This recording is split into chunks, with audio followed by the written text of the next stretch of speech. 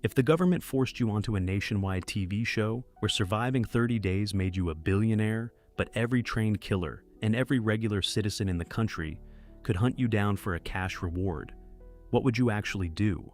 In this video on Why You Wouldn't Survive, I'm breaking down the Running Man and figuring out whether an average person has any real shot at pulling off what Ben Richards does.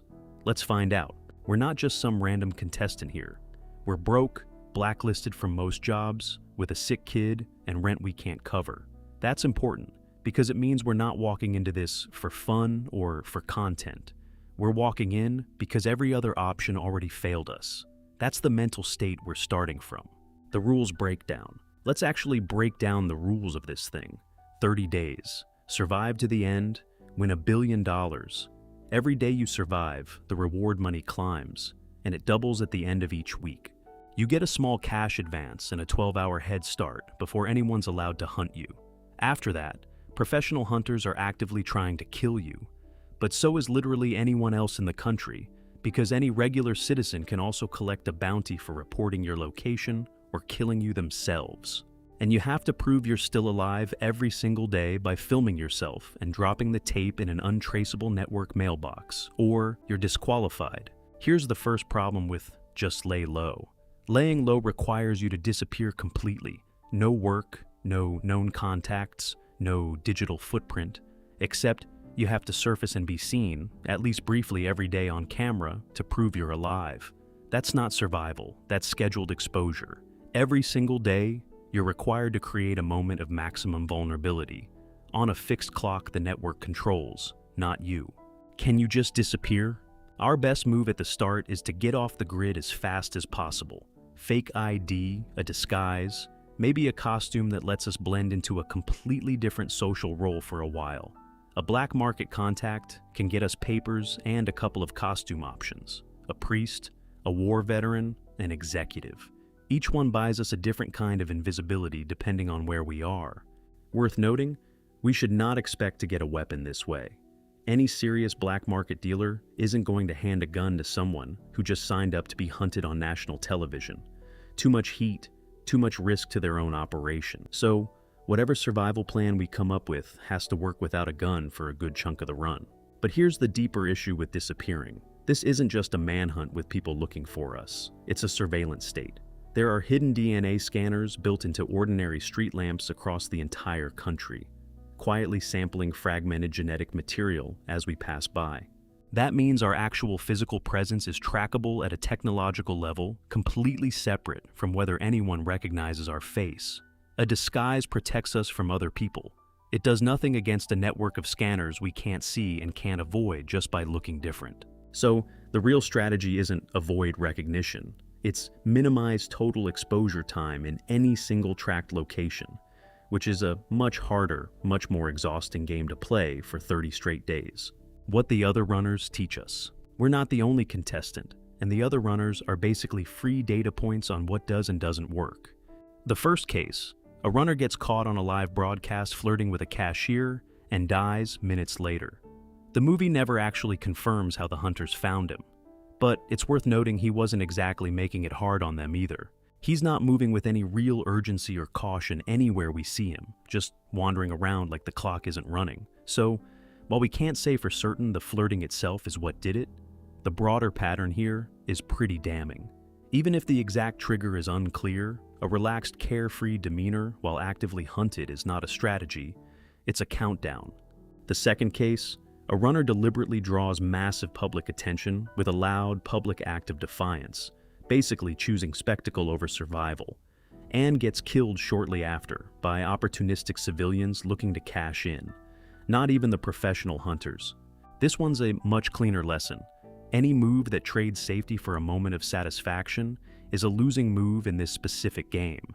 The instinct to go out on your own terms is understandable, but mechanically, it's just handing the bounty to whoever's closest. Was blowing up a building the right call?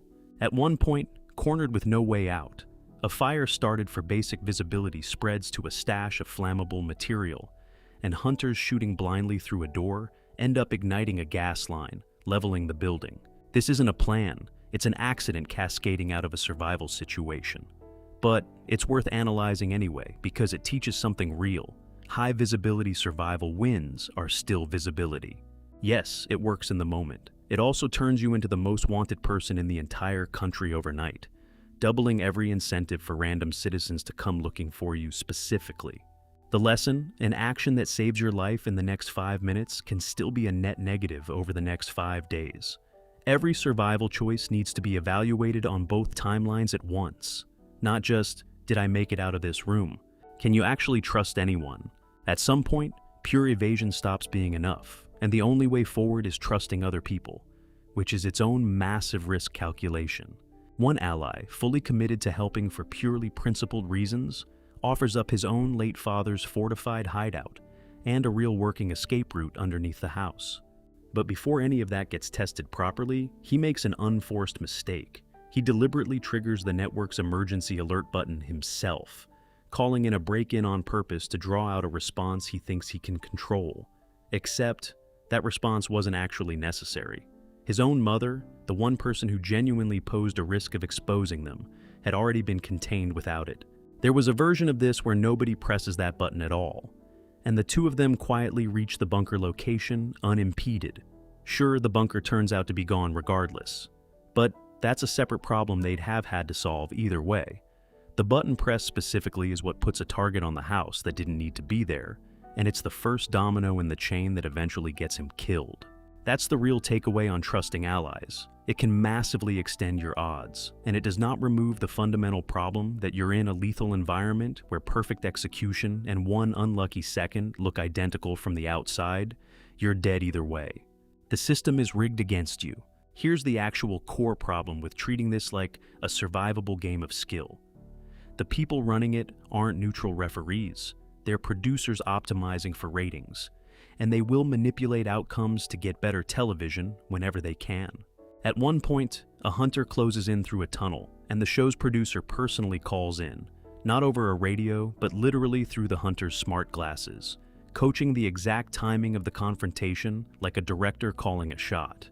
What looks like a spontaneous, desperate survival moment is, at least partly, choreographed television.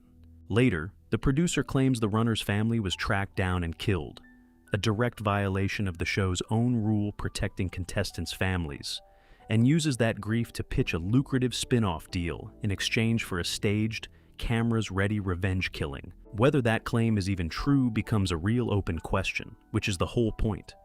Once you're inside a system that controls the broadcast, you cannot actually verify what's real information and what's manufactured motivation. You are optimizing your decisions based on inputs you can't trust. This is the actual thesis of survival here. No amount of individual skill fully protects you because the game itself isn't fixed. The rules bend in real time to whatever makes better TV. You're not just competing against hunters and civilians. You're competing against a production that can rewrite the stakes mid-game. The endgame gambit. Eventually, pure evasion runs out of road, and the best available move becomes a bluff, claiming to be carrying a devastating explosive to force a private jet and parachutes out of the network, when there's actually no explosive at all this time. Here's the twist that actually matters, though. The producer knows it's a bluff almost immediately, the second his target steps onto the jet, because the plane has built-in scanners that would have picked up a real explosive instantly. So, this isn't a bluff that works because the network can't verify it. They verify it's fake right away and let the whole thing play out anyway. Why? Because a tense, high-stakes hostage standoff makes phenomenal television, regardless of whether the threat is genuine. That's the rigged for TV thesis in its purest form. The bluff doesn't succeed by fooling anyone. It succeeds because the people in charge have zero incentive to end good drama early, even once they know the danger isn't real.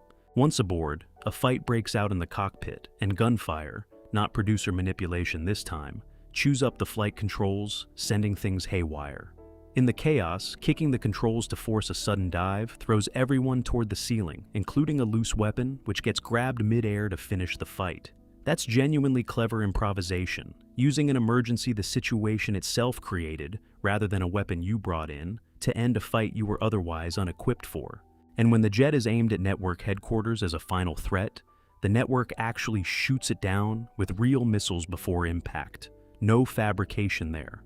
Underneath all the manipulated narrative and doctored footage, there's still a real hard limit. They will not let the building actually get hit. That's useful information. Even a system built on lies still has a few genuine rules it won't break. Could you actually win this? Here's the honest, uncomfortable conclusion. A huge amount of what looks like individual survival skill in this movie only works because of things completely outside the runner's control. Outside allies expose the network's fabricated broadcasts to the public. A wider uprising forces cracks in the system from people who were never even contestants. Without any of that external pressure, smart decision-making alone gets you further than most people, but it doesn't guarantee you actually walk away. The deck is stacked at a structural level that no amount of personal cleverness fully overcomes. So could an average person survive the Running Man? With disguises, disciplined movement, a small circle of allies willing to actually help, and a willingness to bluff at exactly the right moment, you'd have a real shot at surviving longer than most. But surviving longer than most and winning are two different bars, and the second one depends on factors no single person hunted by an entire country and a rigged broadcast can fully control. Death meter ratings. Since we've been testing everyone's decisions against the actual rules of the game, it's worth scoring how well each of them actually played it. Scale of 1 to 10, 1 being the smartest moves given the situation, 10 being the most avoidable, self-inflicted disaster.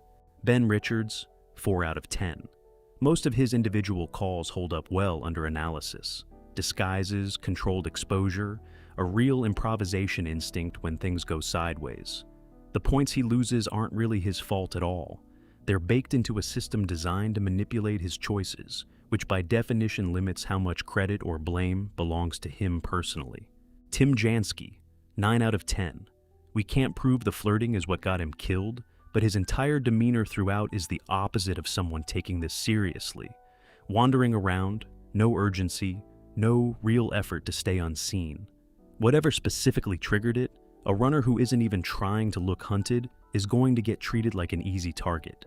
And that's exactly what happened. Jenny Laughlin, 7 out of 10. A public defiant stunt that trades survival for a moment of spectacle and gets her killed by opportunists rather than professionals. Bold, but it's the kind of bold that's functionally identical to volunteering. Elton, 7 out of 10. Genuinely one of the most resourceful people in the movie. The booby traps, the real escape tunnel, fighting off a hunter while already stabbed. But none of that changes the fact that the whole crisis was self-inflicted. Hitting the emergency button himself wasn't necessary, since his mother had already been contained without it. That one unforced decision is what starts the chain that eventually kills him, and no amount of skill afterward fully cancels that out. If you've got a better strategy for beating this thing, I'd genuinely like to hear it. Drop it in the comments. Thanks for watching, and let me know what movie you want to see next.